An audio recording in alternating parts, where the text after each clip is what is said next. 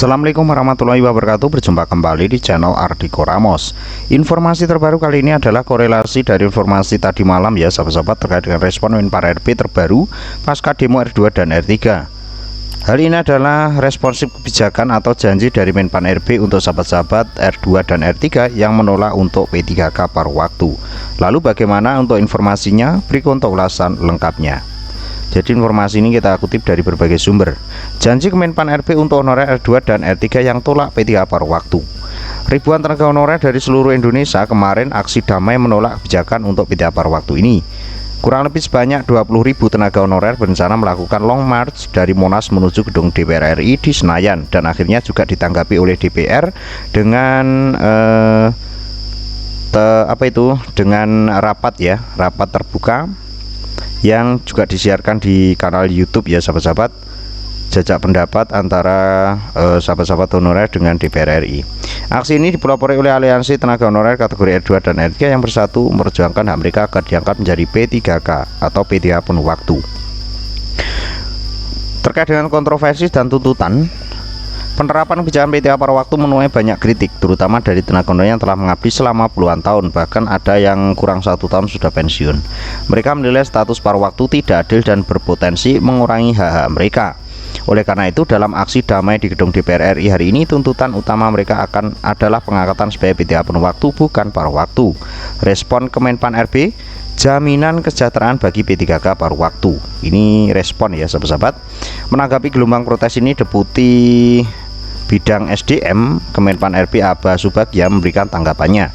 Ia menegaskan bahwa kebijakan P3K paruh waktu merupakan solusi di tengah keterbatasan anggaran pemerintah. Lagi-lagi anggaran pemerintah ya sahabat-sahabat. Jika ada tenaga honorer yang menolak status paruh waktu dan hanya ingin penuh waktu, menurut saya kurang bijak. Pemerintah telah berupaya mencari solusi agar tenaga honorer tetap bisa bekerja meski dengan skema paruh waktu, ujar Aba.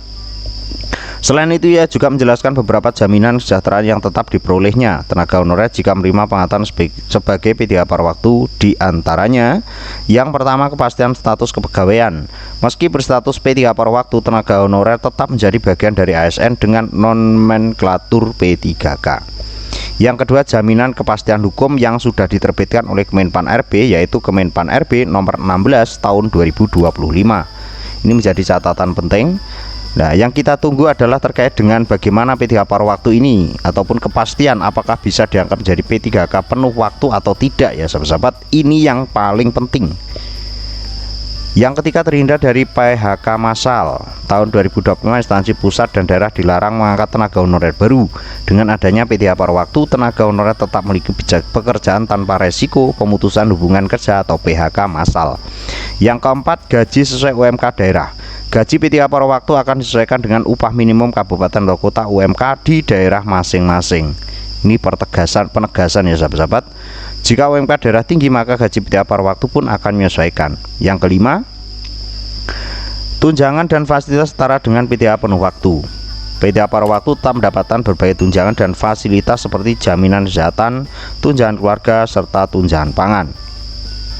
Kesempatan dia akan menjadi P3K penuh waktu tanpa tes ya sahabat-sahabat, dicatat ini. Jadi untuk sahabat-sahabat, nanti skemanya nanti akan kita bahas juga ya sahabat-sahabat di next video. Kesempatan dia akan menjadi P3K penuh waktu tanpa tes, ini sudah dicantumkan di Permenpan RB ya sahabat-sahabat. Jika kinerja tenaga honorer baik dan anggaran tersedia, mereka bisa langsung diangkat menjadi P3K penuh waktu tanpa perlu mengikuti seleksi ulang. Jika anggarannya sudah ada, maka tenaga honorer yang berstatus P3K paruh waktu akan langsung diangkat menjadi P3K penuh waktu. Jadi akan langsung ya sahabat-sahabat, ini akan langsung diangkat menjadi P3K paruh waktu. Bahkan mereka sudah memiliki NIP, tinggal menunggu usulan formasi, jelas Aba Subagya. Jadi sahabat-sahabat, P3K paruh waktu itu yang akan menjadi P3K penuh waktu itu tinggal menunggu usulan formasi dari setiap daerah ataupun instansi ya sahabat-sahabat.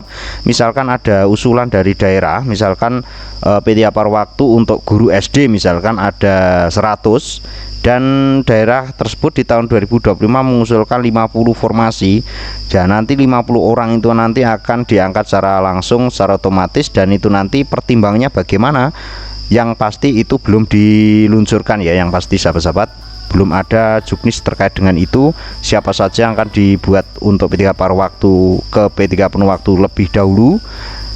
Namun kalau melihat dari sini itu yang berkinerja tenaga honorer baik ya.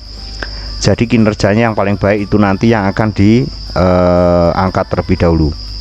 Dan itu akan bertahap. Diketahui kebijakan P3 paruh waktu masih menjadi polemik di kalangan tenaga honorer. Yang pasti itu ya sahabat-sahabat.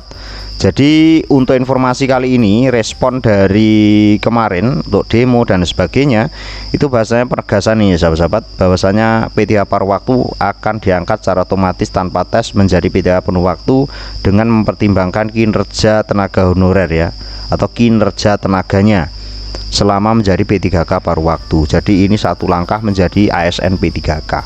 Mudah-mudahan informasi ini bisa bermanfaat ya sahabat-sahabat. Bagi sahabat-sahabat yang kurang berkenan, diabaikan saja. Bagi yang merasa terbantu, silakan berkomentar di bawah video ini. Ada kurang biasa maaf. Wallahul muwaffiq. Wassalamualaikum warahmatullahi wabarakatuh.